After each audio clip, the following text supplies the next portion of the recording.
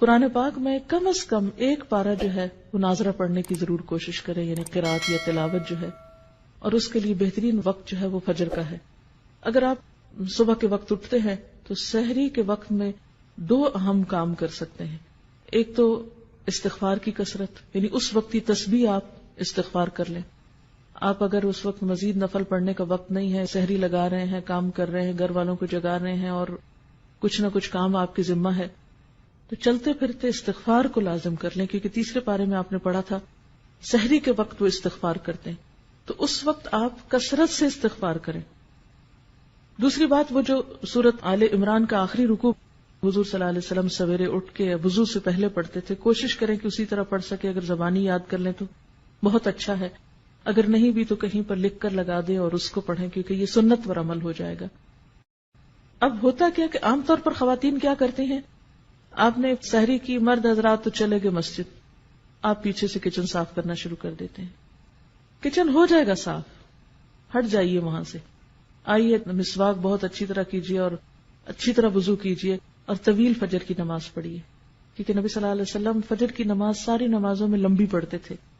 افسوس یہ کہ ہمیں قرآن کا اتنا حصہ یاد نہیں، لیکن جو بھی لمبی سے لمبی صورت یاد ہے اس کو اس میں پڑھنے کی کوشش کریں۔ دوسری چیز جو اس سے پہلے کرنے کی ہے وہ تلاوت قرآن ہے۔ ان قرآن الفجر کان مشہودا، اس کو مس نہ ہونے دیں، جتنی توفیق ہے۔ جو لوگ زیادہ تیز پڑھ سکتے ہیں وہ کم از کم پارہ پڑھ سکتے ہیں، زیادہ بھی پڑھ سکتے ہیں۔ تو سورج نکلنے سے پہلے تک آپ کیا کریں، فجر کی نماز اور تلاوت میں وہ وقت گزاریں، اور بہت عبادت کا بہترین وقت ہے۔ پھر اس سے پہلے کہ سورج طلوع ہو آپ کیا کریں، صبح شام کی دعائیں جو ہیں مسنون اذکار وہ کر لیں۔ صبح شام کے مسنون اذکار یعنی وہ دعائیں جو نبی صلی اللہ علیہ وسلم صبح شام پڑھا کرتے تھے، آپ مسنون دعاؤں کی کسی بھی کتاب سے لے سکتے ہیں۔ اس سلسلے میں ایک کتاب وَإِيَّاكَ نَسْتَعِينُ کے نام سے الہدا سے شائع کی گئی ہے۔ اس میں ان دعاؤں کی سند، فضیلت، پڑھنے کا طریقہ اور اردو اور انگریزی ترجمہ بھی موجود ہے۔ تو اگر زبانی نہیں آ تو آپ دیکھ کر پڑھ لیں۔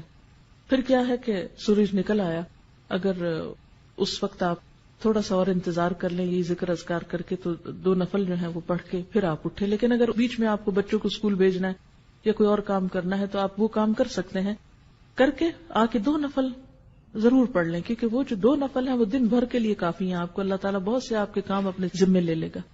اس کے بعد پھر تھوڑی سی ہلکی سی دعا کر کے پھر آپ کچن میں چلے جائیں۔ اب آپ دیکھیں گے، اب آپ جو کچن میں جائیں گے برکت بھی ہوگی، راحت ہوگی، دل کی عجیب خوشی ہوگی۔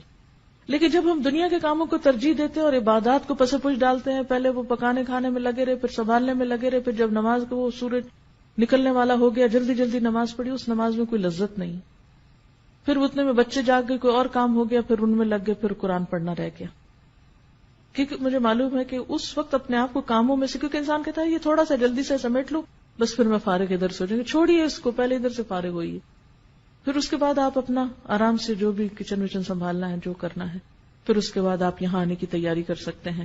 اور اگر آپ کے پاس کچھ اور وقت بیچ میں ہے، ہر ایک کی چونکہ مصروفیات فرق ہیں، اس لیے میں تھوڑا سا یہ ٹپس دے رہی ہوں آپ کو۔ ہو سکتا ہے آپ تو اس سے بہتر پروگرام رکھتے ہوں، لیکن شاید میرے جیسوں کو کچھ ضرورت ہو اپنے آپ کو روٹین میں اس طرح لانے کی، تو آپ کوئی کتاب پڑھ سکتے ہیں یا ذکر اذکار چلتے پھرتے کر سکتے ہیں، گھر کو سمیٹ سنبھال لیجیے، پھر آپ آ جائیے، پھر آپ یہاں قرآن پاک سنتے ہیں۔ کیونکہ علم کے رستے پر ایک ایک قدم جو انسان نکل کر آتا ہے اس کا بے پناہ اجر ہے، اور مل بیٹھ کے جو ہم پڑھتے ہیں اس کی ایک اور ہی برکت ہے۔ اور پھر اس کے بعد آپ یہاں اگر کوشش کریں ظہر کی نماز پڑھ کر جائیں، اگر یہاں نہیں تو گھر جا کر فوراً ہی پھر آپ ظہر کی نماز پڑھیں، اور پھر اس کے بعد یہ ہے کہ اگر آرام کرنا ہے کچھ دیر آرام کر لے تاکہ پھر شام کی عبادت جو ہے رات کی اچھی ہو۔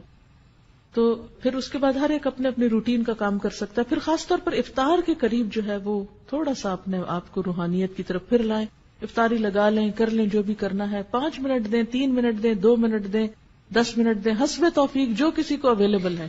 کہیں پر بھی ہیں آپ، اپنے گھر میں یا کہیں افطار کرنے گئے ہیں یا کوئی آپ کی طرف آیا ہے یا آپ کسی گاڑی میں بیٹھے ہوئے ہیں، افطار سے پہلے کے چند لمحے انتہائی قیمتی ہیں، دعاؤں کی قبولیت کا وقت ہے، اس میں پھر دعا کی طرف رجوع کریں۔